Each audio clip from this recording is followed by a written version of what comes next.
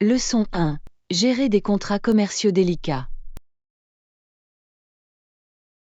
Bonjour, Anna. J'espérais avoir ton avis sur quelque chose. Ah, bonjour John. À quoi penses-tu? Je suis heureuse de vous aider si possible.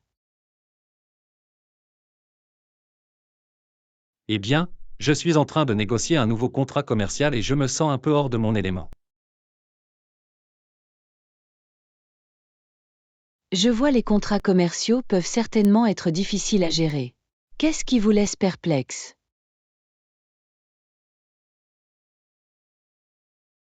Il s'agit principalement de l'aspect communication. Je veux m'assurer que je suis clair et complet, mais je ne veux pas paraître trop agressif.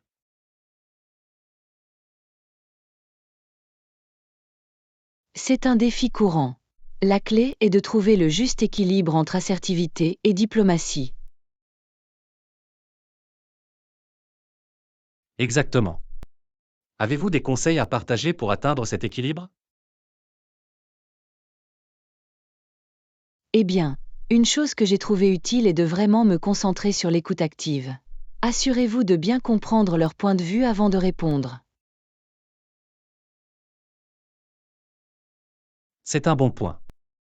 J'ai parfois tendance à me laisser emporter par la poursuite de mes propres objectifs. Je connais ce sentiment. Mais prendre le temps de vraiment les écouter peut grandement contribuer à trouver un terrain d'entente. C'est logique. Et qu'en est-il du processus de négociation proprement dit?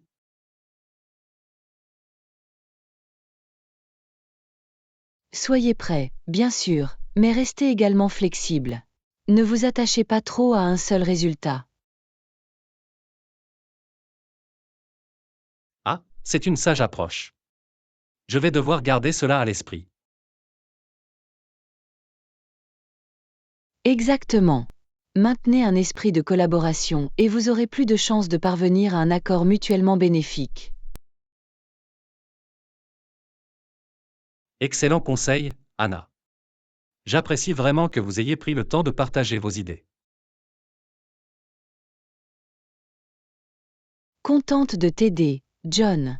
La navigation dans les contrats commerciaux peut être délicate, mais avec le bon état d'esprit, cela peut être un processus productif. Définitivement. Je me sens bien mieux outillé pour gérer ce contrat maintenant, grâce à vous.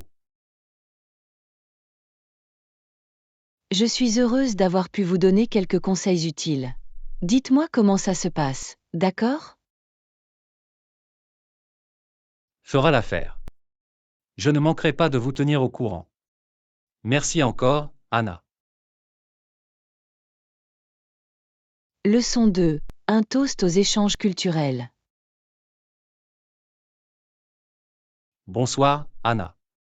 Vous voulez prendre un verre de vin avec moi?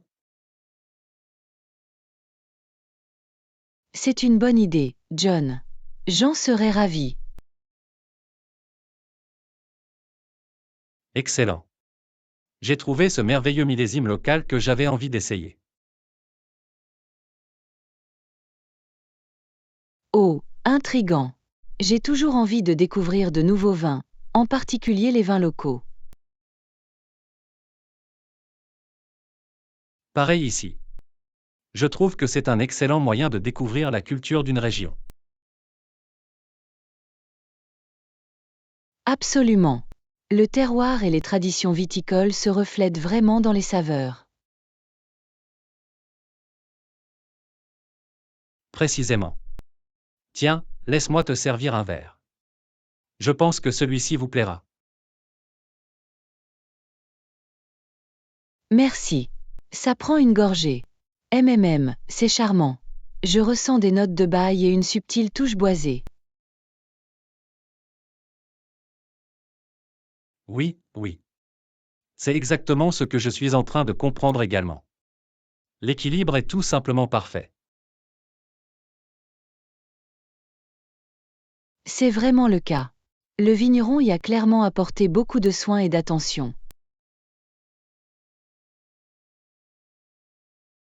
D'accord. Cela me permet d'apprécier l'histoire et le talent artistique de la viticulture. Définitivement. C'est comme explorer tout un monde dans un seul verre. Je n'aurais pas pu mieux dire. Lève un verre à la découverte de la culture à travers le vin. Fais teinter des verres. Je serais heureuse de boire jusqu'à ça, John. Bravo. Bravo, Anna. Cela a été un véritable délice. Leçon 3. Le parcours inspirant de Terry Fox. Bonjour, Anna. Avez-vous entendu parler de Terry Fox? Oui, je l'ai fait. Quelle incroyable histoire de courage et de détermination. Absolument. Sa course pan-canadienne pour la recherche sur le cancer a été vraiment impressionnante. C'était vraiment le cas. La façon dont il a persévéré face à une telle adversité est vraiment remarquable. Définitivement. Il est devenu une figure emblématique, non seulement au Canada, mais dans le monde entier. Définitivement. Son héritage a laissé une impression durable sur de nombreuses personnes. Absolument. Il est devenu un symbole d'espoir et de résilience pour ceux qui font face à des défis. Exactement. Son histoire nous rappelle avec force que tout est possible avec suffisamment de détermination. Je suis tout à fait d'accord. Le fait qu'il ait pu parcourir plus de 5000 km avec une prothèse de jambe est tout simplement ahurissant. Je sais. C'est incroyable de penser à la force physique et mentale qu'il devait posséder. Définitivement. Il est une véritable source d'inspiration pour tous ceux qui cherchent à surmonter les obstacles. Absolument. J'espère que son histoire continuera de motiver et d'encourager les gens pour les générations à venir. D'accord.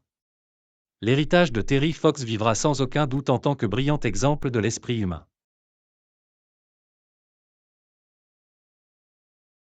Leçon 4. À la poursuite des cascades. Bonjour, Anna. Vous vous souvenez de notre voyage pour admirer les cascades le week-end dernier? Bien sûr. C'était une expérience incroyable. Les chutes étaient tout simplement époustouflantes. Absolument. La puissance et la beauté de l'eau en cascade étaient une véritable leçon d'humilité. Définitivement. Et les embruns qui dérivaient haut dans les airs y ajoutaient un élément tellement magique. Exactement. C'était comme si nous étions enveloppés dans cette atmosphère brumeuse et éthérée. Définitivement. C'était presque comme si les chutes offraient une performance naturelle envoûtante. Je n'aurais pas pu mieux dire. Le rugissement de l'eau était tout simplement impressionnant. En effet. C'était comme une symphonie de la nature, avec les chutes tonitruantes en guise de crescendo. Précisément. Et la randonnée menant au belvédère était si paisible et revigorante. Absolument. La chance d'être entouré de ce paysage luxuriant et verdoyant était revigorante. Définitivement.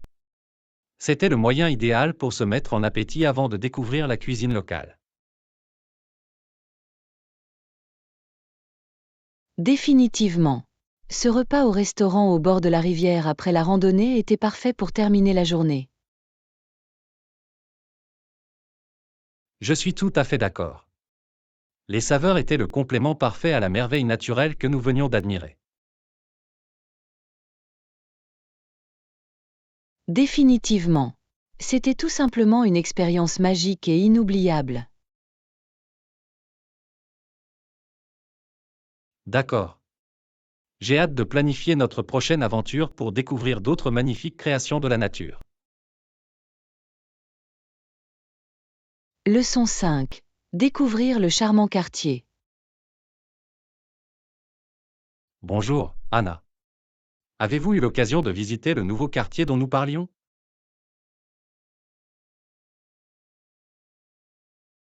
Oui, je l'ai fait. J'y suis allée me promener plus tôt dans la journée et c'était absolument délicieux. Merveilleux. Je suis tellement contente de l'apprendre. Qu'avez-vous pensé de l'ambiance générale de la région? Il y avait une atmosphère tellement merveilleuse et accueillante. Les rues étaient si pittoresques et pittoresques. Fantastique, et est-ce que c'était facile de naviguer à pied? Je sais que l'accessibilité à pied était l'un des principaux attraits.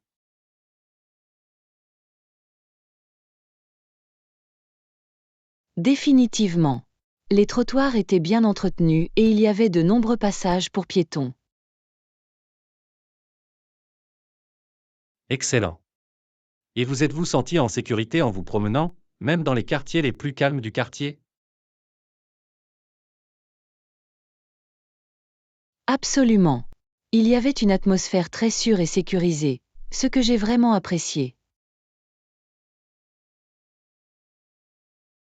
C'est merveilleux à entendre. La sécurité est toujours une priorité absolue, surtout dans un nouvel endroit. Définitivement. Et les résidents que j'ai rencontrés étaient tous très sympathiques et serviables. C'est fantastique. Le sentiment d'appartenance à une communauté est très important dans un quartier prospère. Absolument.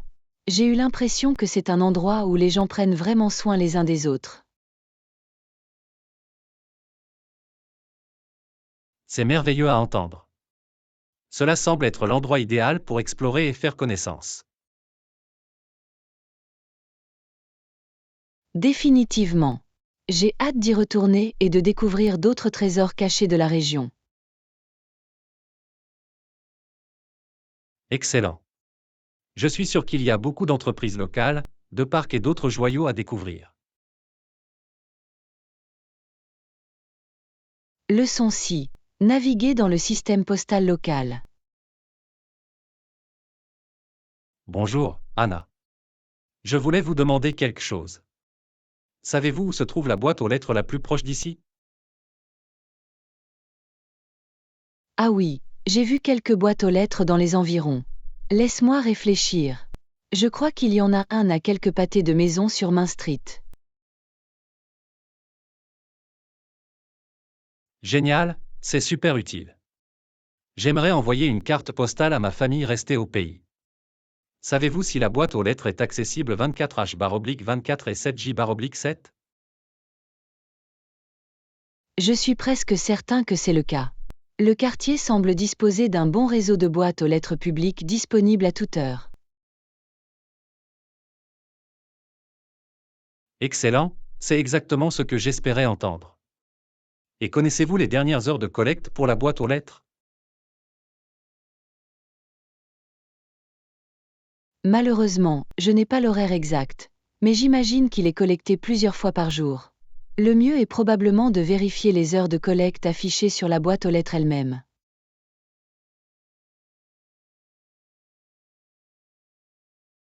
C'est une bonne décision, je vais y jeter un œil. Et en termes d'affranchissement, y a-t-il un bureau de poste ou un vendeur de timbres à proximité où je peux acheter des timbres? Oui, absolument. Il y a un petit bureau de poste à quelques pâtés de maison plus loin. Je suis sûr qu'ils seront en mesure de vous fournir tous les timbres et fournitures dont vous avez besoin. Parfait, c'est exactement ce que j'espérais trouver. J'apprécie vraiment que vous ayez pris le temps de fournir tous ces détails utiles.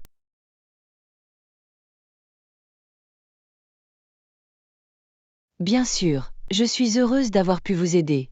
Dites-moi s'il y a autre chose que je puisse faire pour vous aider à envoyer vos cartes postales. Je ferai l'affaire, merci encore. Je vais rendre maintenant et faire envoyer cette carte postale. Leçon 7. Discuter de l'actualité.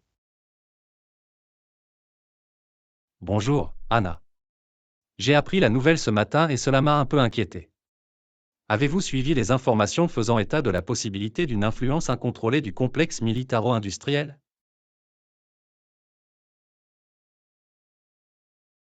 Ah oui, cela a fait l'objet de nombreux débats et controverses ces derniers temps. Il s'agit d'une question complexe qui n'a pas de réponse facile. Absolument, il semble qu'il existe un risque d'influence vraiment injustifié, qu'elle soit recherchée ou non. Avez-vous une idée de la façon dont cela pourrait se passer?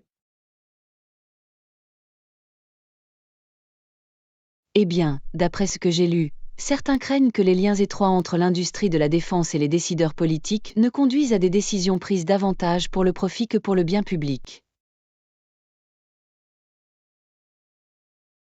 C'est vraiment une bonne remarque. C'est une pente glissante lorsque les intérêts privés commencent à exercer une trop grande influence sur les questions de sécurité nationale et de politique de défense. Exactement. De plus, la taille et la puissance économique du complexe militaro-industriel en font une force formidable qu'il est difficile de maîtriser ou de rendre des comptes.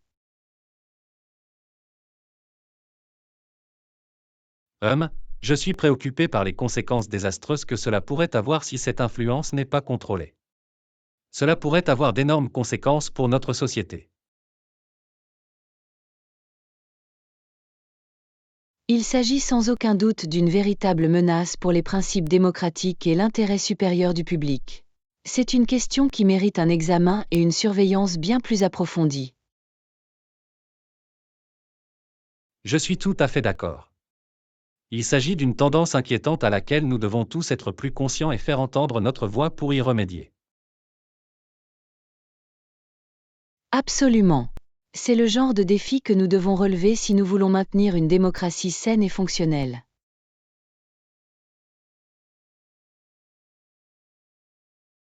Bien dit. Je suis heureuse que nous ayons pu discuter de ce sujet important. Cela m'a certainement donné beaucoup de matière à réflexion. Leçon 8. Trouver l'endroit idéal pour se détendre. Et Yana, je suis un peu stressé ces derniers temps et je suis à la recherche de l'endroit le plus confortable pour me détendre et me détendre. Vous avez des suggestions?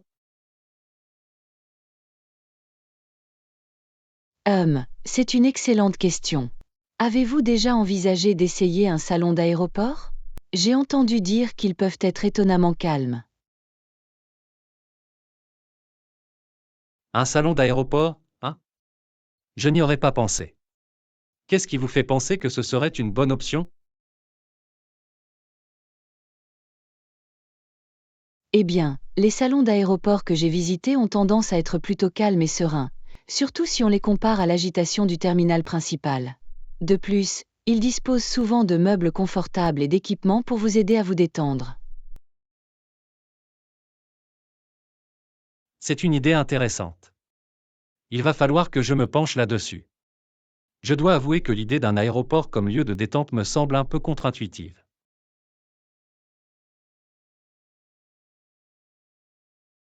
Je sais, cela semble un peu inhabituel. Mais parfois, les endroits les plus inattendus peuvent finir par être les plus apaisants et les plus réparateurs. Bon point. J'essaierai peut-être la prochaine fois que je voyagerai. Mais je suis également curieuse de savoir si vous avez d'autres suggestions de bons endroits pour se détendre.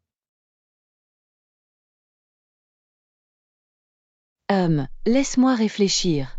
Avez-vous déjà essayé un jardin botanique ou un musée d'art? Ces environnements peuvent être merveilleusement apaisants.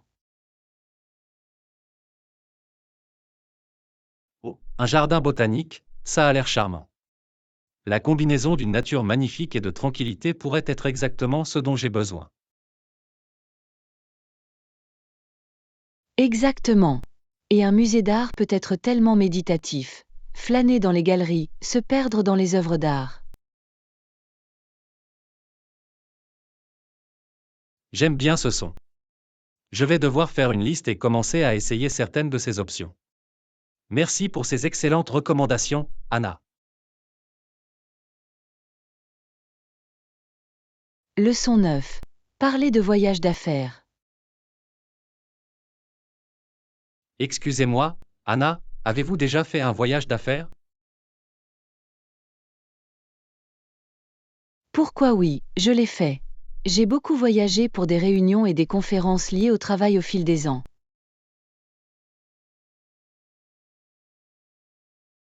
Ah, vraiment?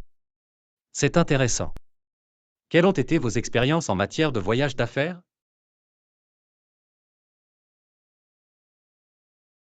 Eh bien, cela peut être à la fois excitant et épuisant.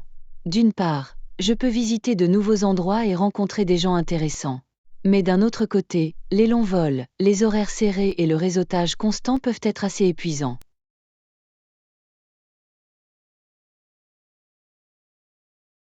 Je peux l'imaginer. Quels sont les défis auxquels vous avez été confrontés lors de vos voyages d'affaires? Une chose qui peut être délicate est d'essayer de maintenir une routine saine sur la route. Il est facile de prendre l'habitude de manger des repas malsains et de lésiner sur le sommeil.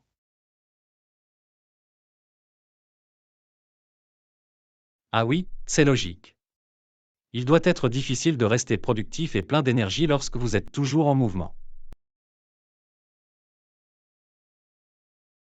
Absolument. Et puis il y a les problèmes logistiques, tels que la coordination du transport et de l'hébergement dans des villes inconnues.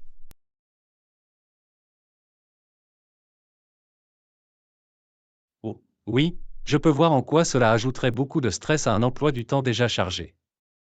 Avez-vous des conseils pour faciliter les voyages d'affaires? Certaines choses m'ont aidé. Voyager léger, planifier le plus possible à l'avance et prévoir quelques temps d'arrêt pour recharger mes batteries. Il est également très utile d'avoir une équipe solidaire à la maison. Cela semble être de bonnes stratégies. Je devrais en tenir compte si jamais je dois partir en voyage d'affaires.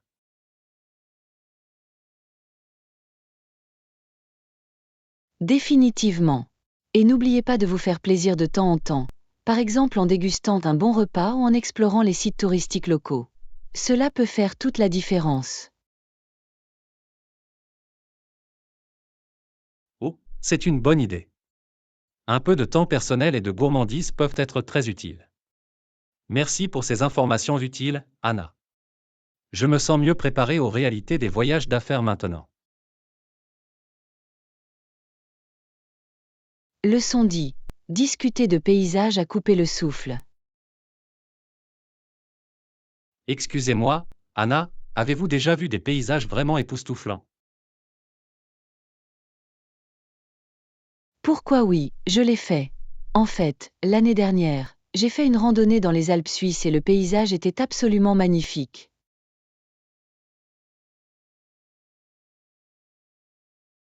Les Alpes suisses, hein? Cela a dû être une expérience incroyable. Comment c'était?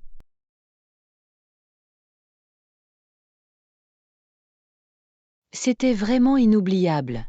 Les sommets imposants, les lacs cristallins, les prairies verdoyantes, c'était comme entrer dans une carte postale. Waouh, ça a l'air incroyable. J'ai toujours voulu visiter les Alpes, mais je n'en ai jamais eu l'occasion. Quels ont été les moments forts pour vous?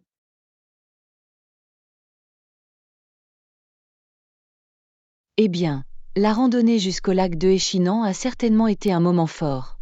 L'eau turquoise et les falaises spectaculaires qui l'entourent étaient à couper le souffle. Je ne peux qu'imaginer. Cela a dû être sorti d'un rêve. C'était vraiment le cas. Et le sentiment d'accomplissement après avoir atteint le sommet était tout simplement incroyable. Je parie. Faire de la randonnée dans de tels paysages doit être un défi à la fois physique et mental. Absolument. Mais c'est tellement gratifiant. Les vues vous font vous sentir si petit et si insignifiant dans l'ensemble des choses, tout en étant si connecté au monde naturel.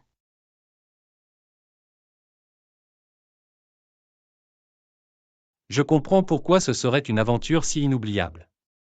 Avez-vous vécu d'autres moments mémorables au cours de votre voyage? Oh, absolument. Le lever du soleil sur le Cervin était tout simplement spectaculaire. Je n'oublierai jamais ce spectacle tant que je vivrai. Ah, le Cervin, l'une des montagnes les plus emblématiques du monde. Je ne peux qu'imaginer à quel point cela a dû être impressionnant d'être témoin de cela. C'était un véritable privilège. Je me sens tellement chanceuse d'avoir eu la chance de découvrir ce genre de beauté naturelle de première main. Eh bien, vous avez certainement éveillé mon envie de visiter les Alpes suisses. Cela semble être un voyage incroyable. C'était vraiment le cas. Je le recommande vivement à tous ceux qui aiment le plein air et les paysages époustouflants. C'est une aventure que vous n'oublierez jamais.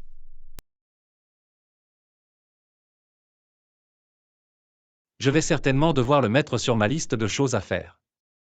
Merci d'avoir partagé ton expérience, Anna. Cela ressemble à un voyage à couper le souffle. Leçon 11. Talents musicaux. Et Anna, j'ai entendu dire que tu es une musicienne très talentueuse. Est-ce vrai? Pourquoi oui, ça l'est. Je joue du piano depuis que je suis toute petite. Waouh, c'est impressionnant. J'ai toujours rêvé de pouvoir jouer d'un instrument, mais je n'ai jamais eu beaucoup de talent pour ça. Oh, je suis sûre que tu as des talents musicaux cachés que tu n'as pas encore découverts. Tout le monde a le potentiel d'être doué pour créer de la musique. Tu le penses vraiment? Pour être honnête, je ne m'y connais presque pas en musique. Eh bien, tu serais surpris. Même si vous ne savez pas grand-chose, avec les bons conseils et la bonne pratique, vous pourriez devenir très bon dans ce domaine. Vous soumettez un argument convaincant. Pourquoi avez-vous décidé d'apprendre le piano pour la première fois? Eh bien, mes parents m'ont toujours encouragé à explorer les arts, et le piano a semblé m'intéresser dès le début.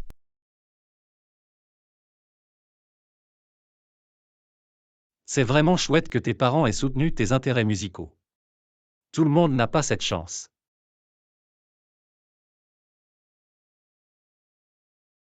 Absolument. Je me sens très chanceuse d'avoir reçu ce genre d'encouragement en grandissant. Cela a vraiment fait une différence. Je peux l'imaginer. Alors, qu'est-ce que tu préfères dans le fait de jouer du piano? Oh, c'est facile, le pur plaisir de créer de la musique.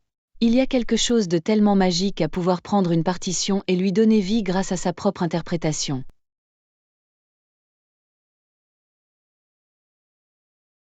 Je peux voir l'appel. Ce doit être une sensation très gratifiante. C'est vraiment le cas. Et plus vous jouez, plus vous découvrez de nouvelles profondeurs et nuances dans la musique. C'est fascinant. Je n'y avais jamais vraiment pensé de cette façon auparavant. Peut-être que je pourrais t'inciter à essayer un de ces jours. Qui sait, vous pourriez bien vous surprendre.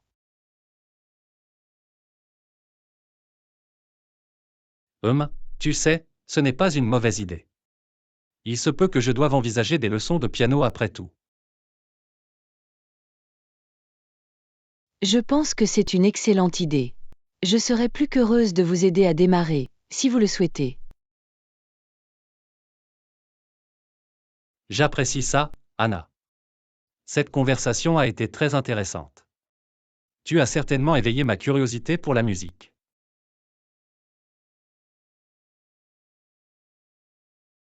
Je suis tellement contente de l'apprendre. La musique a le pouvoir d'enrichir notre vie de bien des manières. J'ai hâte de voir où vous mènera votre voyage musical.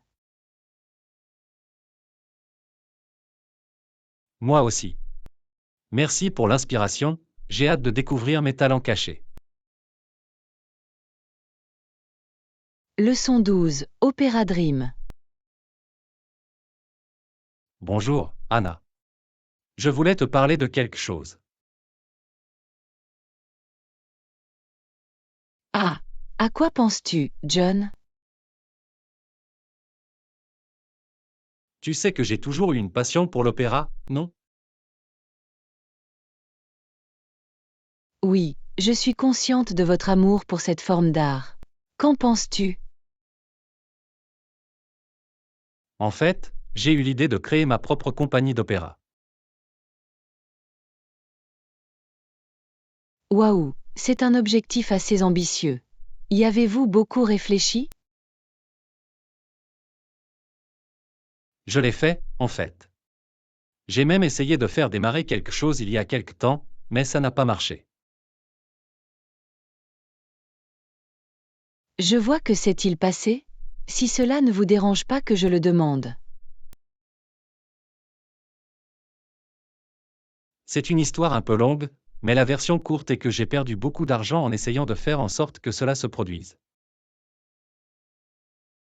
Oh non, je suis vraiment désolée d'apprendre ça. Cela a dû être un véritable revers. Oui, mais je n'ai pas complètement abandonné ce rêve. Je pense que je dois juste aborder les choses différemment cette fois-ci. Eh bien, c'est admirable que vous ne vous laissiez pas décourager. Que comptes-tu faire différemment? Eh bien, pour commencer, je vais faire preuve de plus de stratégie dans mes efforts de planification et de collecte de fonds. Cela semble être une approche judicieuse. Une planification et une gestion financière minutieuse sont essentielles pour toute entreprise ambitieuse. Exactement. Et je vais également essayer de créer un réseau plus solide de supporters et de partenaires au sein de la communauté lyrique.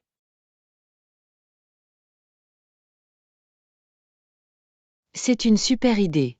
Avoir la bonne équipe et les bonnes relations peut faire toute la différence. Absolument. Je suis plus optimiste à ce sujet aujourd'hui qu'avant.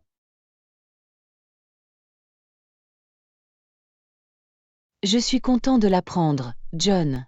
J'admire votre passion et votre détermination. J'espère que tu pourras réaliser tes rêves d'opéra cette fois-ci. Moi aussi, Anna. Merci de votre écoute et de vos encouragements. Cela signifie vraiment beaucoup. Bien entendu, je suis toujours heureuse de prêter mon oreille et de proposer mon soutien. Dites-moi si je peux faire quelque chose pour vous aider. Je vais certainement garder cela à l'esprit. Qui sait, peut-être finiras-tu par devenir mécène de l'opéra un jour. Ah ah, eh bien, on ne sait jamais. Je vais devoir commencer à économiser mes sous. J'apprécie cette idée, Anna. En attendant, j'ai de sérieux plans à faire.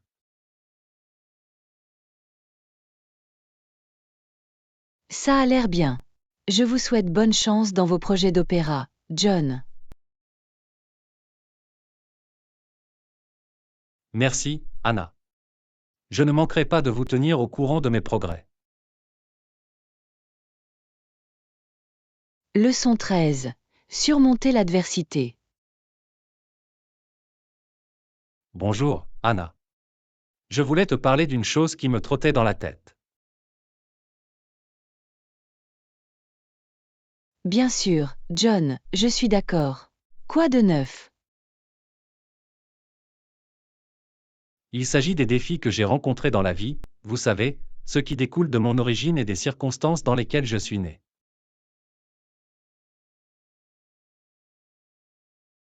Ah, je vois. Ces types d'obstacles peuvent être très difficiles à surmonter. Exactement. Parfois, j'ai l'impression que le jeu est contre moi, tu sais. Les écoles de mon quartier échouent, et il y a tous ces préjugés cachés auxquels je dois faire face.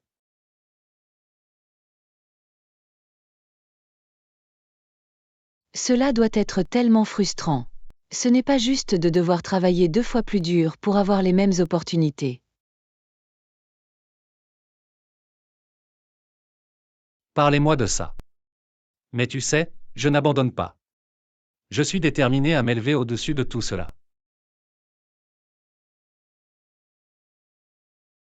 C'est vraiment admirable, John. Il faut beaucoup de force et de résilience pour surmonter ce genre de défi.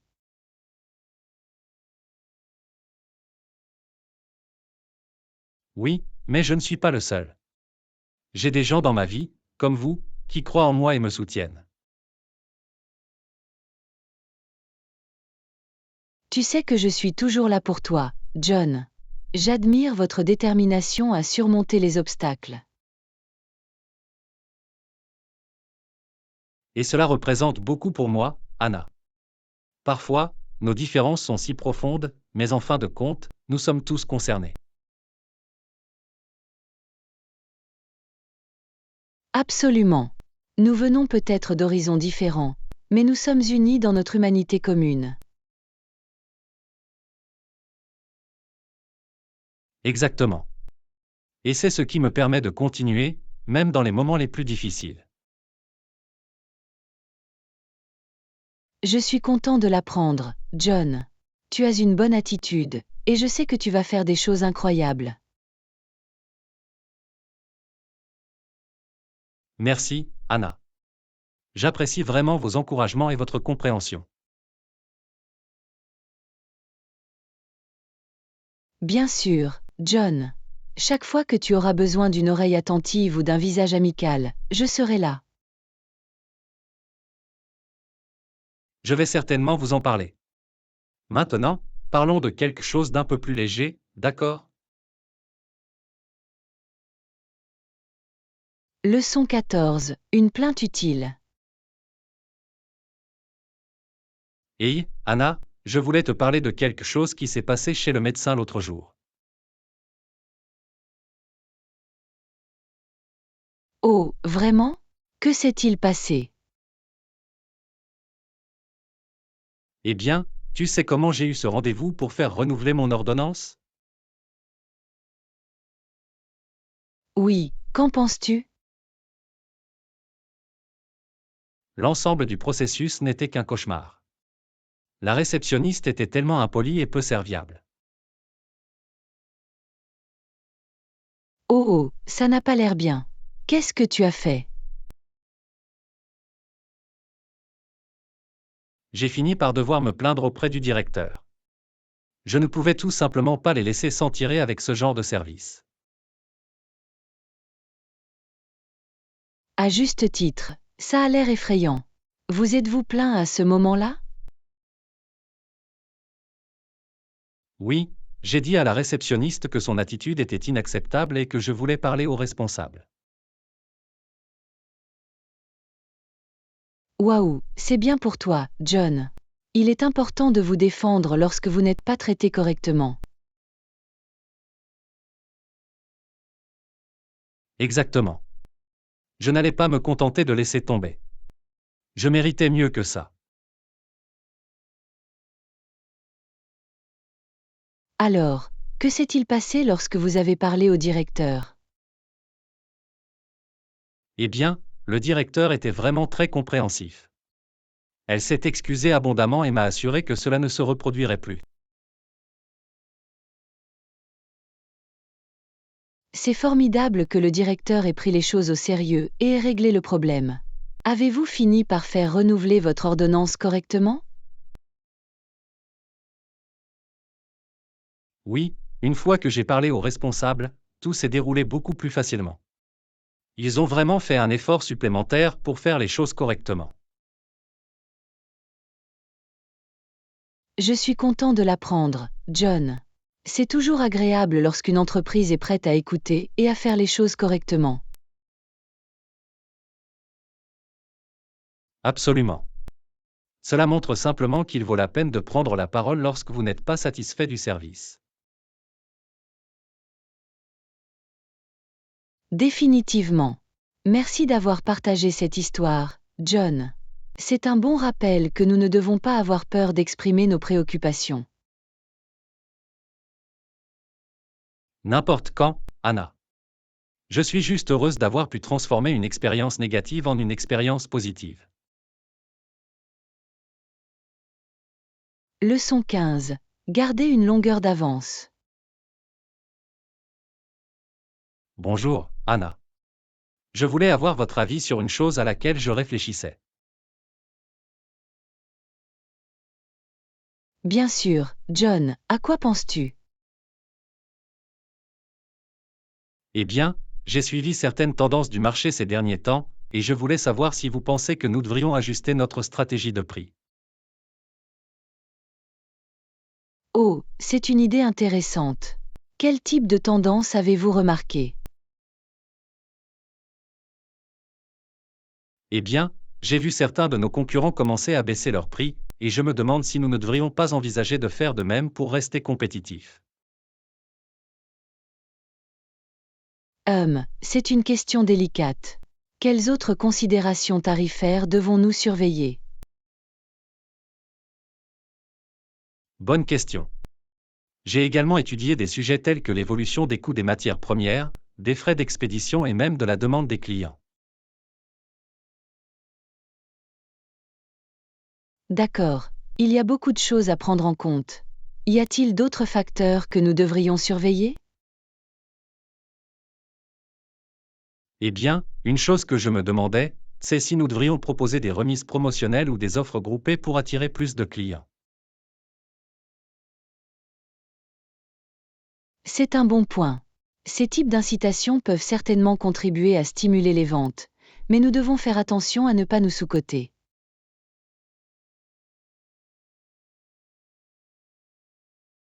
Exactement. Nous ne voulons pas sacrifier notre rentabilité juste pour égaler la concurrence. C'est vrai. Peut-être pourrions-nous explorer des stratégies de prix créatives qui nous permettent de rester compétitifs sans compromettre nos marges.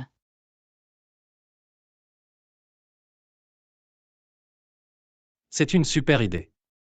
Je vais faire une analyse plus détaillée et nous pourrons en discuter plus en détail lors de notre prochaine réunion.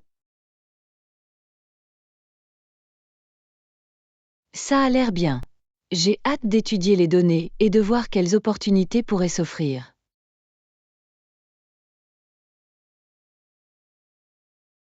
Génial, merci pour ta contribution, Anna. Il est toujours utile d'avoir une nouvelle perspective sur ce type de décision.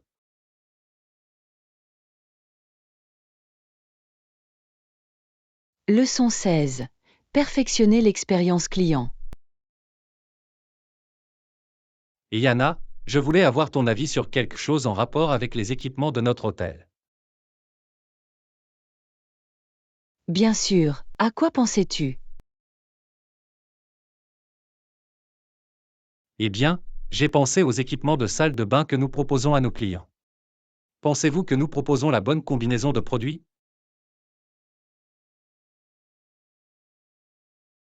C'est une excellente question. Quel type de commentaires avons-nous reçus de la part de nos clients à ce sujet? Eh bien, j'ai remarqué quelques commentaires concernant la qualité et la sélection des articles de toilette que nous avons dans les chambres. D'accord. Quel type de produits proposons-nous actuellement? Voyons voir, nous avons le shampoing, le revitalisant et le nettoyant pour le corps de base, ainsi que du savon et de la lotion pour les mains. Très bien. Et quand on dit les invités? Certains ont indiqué qu'ils aimeraient voir quelques articles haut de gamme ou de luxe supplémentaires, comme peut-être des sels de bain ou une barre de savon raffiné. Je vois, c'est une suggestion intéressante. Pensez-vous que l'investissement en vaudrait la peine?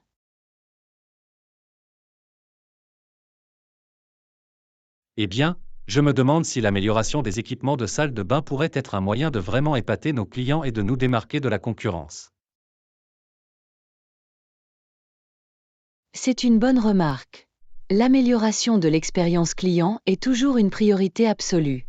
Quelle serait, selon vous, la meilleure façon d'aborder cette question? Je pensais que nous pourrions lancer un petit programme pilote, peut-être essayer différents ensembles de produits haut de gamme dans certaines chambres et voir quels en sont les commentaires. Cela semble être une façon intelligente de tester les eaux. Nous pourrions même obtenir directement les commentaires des clients pour nous aider à prendre notre décision. Exactement. Je vais préparer une proposition et nous pourrons en discuter lors de la prochaine réunion. Ça a l'air bien. J'ai hâte de voir comment nous pouvons améliorer l'expérience de nos clients dans la salle de bain. Moi aussi. Merci pour ta contribution, Anna. Je pense que cela pourrait être une très belle opportunité pour nous. Leçon 17. Naviguer dans les objets perdus et trouvés. Bonjour, Anna. Je voulais avoir votre avis sur le processus des objets trouvés de notre hôtel. Oh, c'est un sujet intéressant. De quoi vouliez-vous parler exactement? Eh bien, j'ai entendu des commentaires mitigés de la part des clients sur la façon dont nous traitons les objets perdus. Je vois, de quel type de problème avez-vous entendu parler? Quelques invités ont indiqué que le processus semblait un peu confus ou inefficace.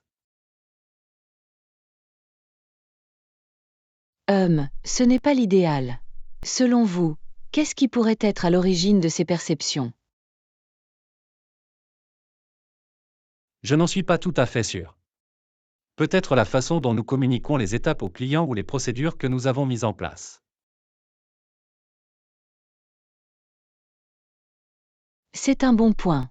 La clarté et l'efficacité sont cruciales lorsqu'il s'agit de quelque chose d'aussi important que les objets perdus. Exactement. Je me demandais si nous pouvions examiner de plus près l'ensemble du système des objets trouvés. Absolument. Je pense que c'est une bonne idée. Quel type d'amélioration envisagez-vous?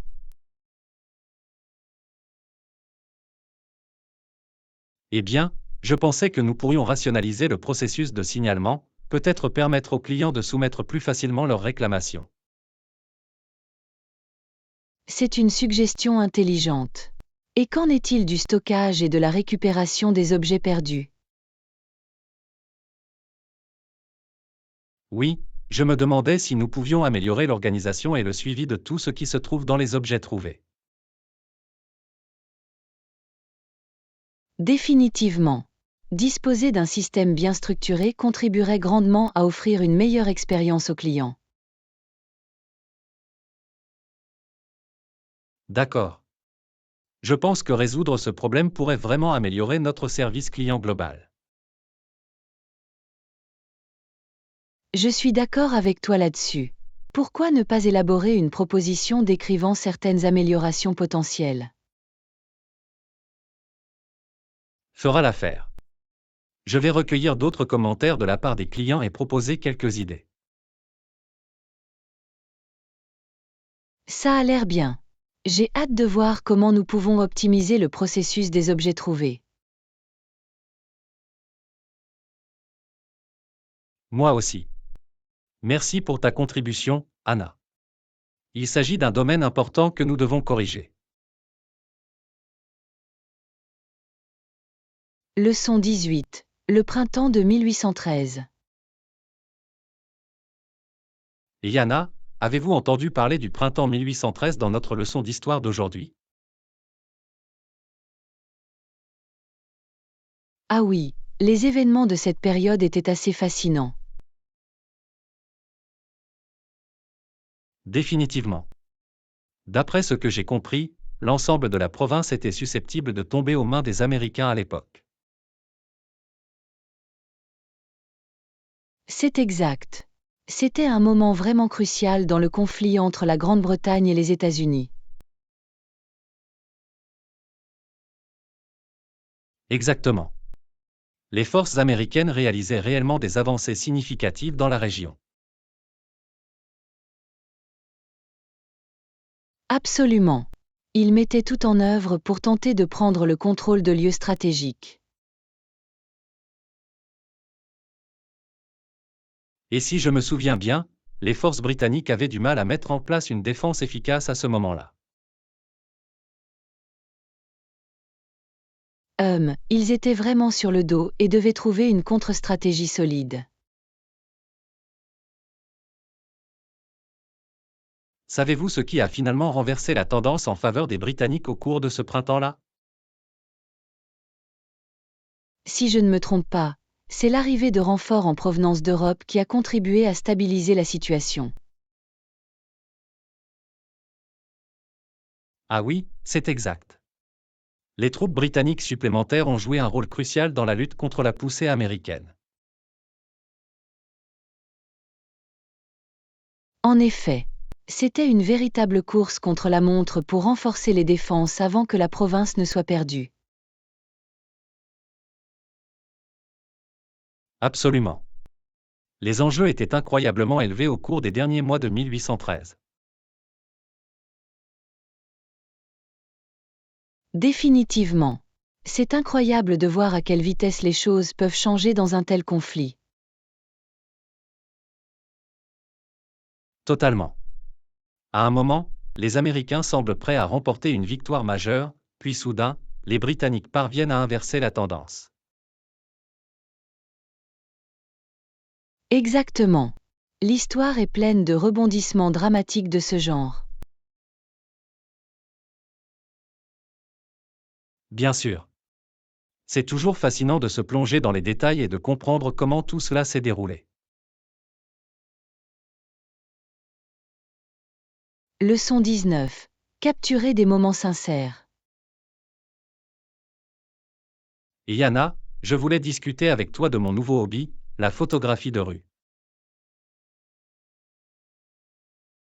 Oh, c'est vraiment intéressant. J'ai toujours été curieux à ce sujet. Qu'est-ce qui vous a attiré?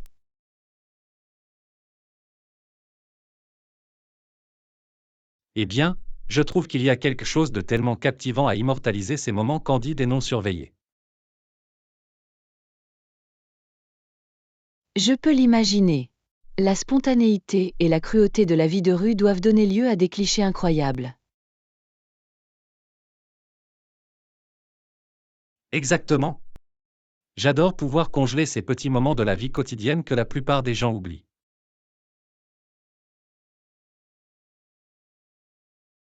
C'est une perspective tellement cool. Quel genre de choses essayez-vous habituellement de photographier? Toutes sortes de choses, des gens qui vaquent à leurs occupations quotidiennes, des détails architecturaux intéressants, des interactions originales. Waouh! On dirait que cela constituerait un portfolio vraiment éclectique et visuellement saisissant. C'est certainement le cas. J'ai réussi à immortaliser des moments vraiment uniques et surprenants. J'adorerais voir certaines de vos œuvres un de vos jours si vous êtes prêt à partager. La photographie de rue me fascine. Absolument, je serais heureuse de vous les montrer. Je suis toujours à la recherche de commentaires et de points de vue différents. Génial, j'ai hâte. Ce doit être un exutoire créatif tellement épanouissant. C'est vraiment le cas. Il y a quelque chose de tellement stimulant à être dans le paysage urbain. Je peux l'imaginer.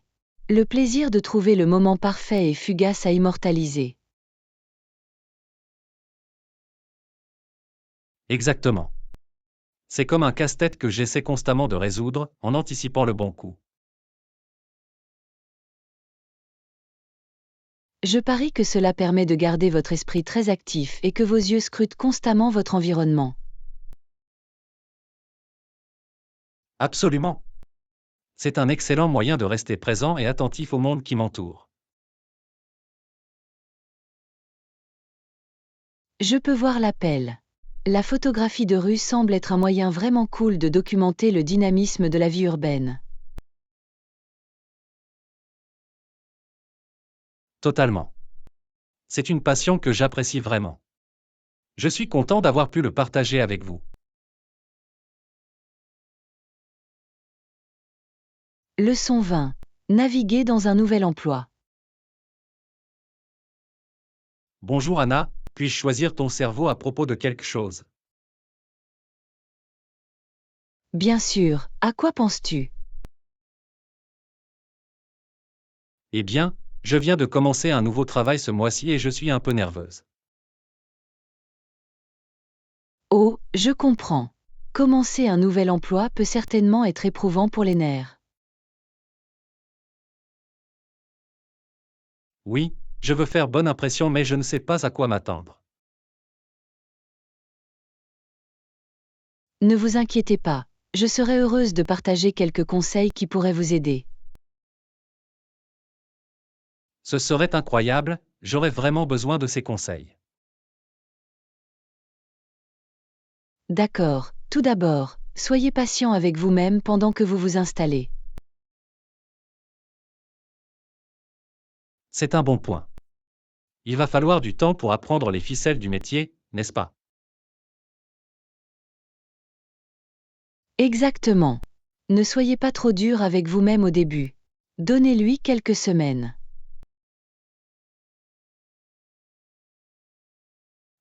C'est logique. Et que recommanderiez-vous d'autre? Eh bien, essayez d'être proactif lorsque vous vous présentez à vos nouveaux collègues. C'est une bonne idée. La mise en réseau et l'établissement de ces relations dès le début sont essentiels. Définitivement. Et n'ayez pas peur de poser des questions si vous n'êtes pas sûr de quoi que ce soit. Bien, je dois m'assurer de bien comprendre tous les processus et procédures. Absolument. Plus vous en apprendrez dès le départ, mieux vous serez en mesure de performer. C'est très utile, Anna. Je me sens un peu mieux préparé maintenant. Je suis heureuse d'avoir pu fournir un point de vue utile. N'oubliez pas de rester positif. Tu as raison, une attitude positive peut être très utile. J'apprécie que tu aies pris le temps. Bien sûr, c'est à ça que servent les amis. Je suis sûre que tu t'en sortiras très bien dans ton nouveau rôle. Merci, je me sens déjà plus en confiance. J'ai hâte de voir ce que l'avenir nous réserve.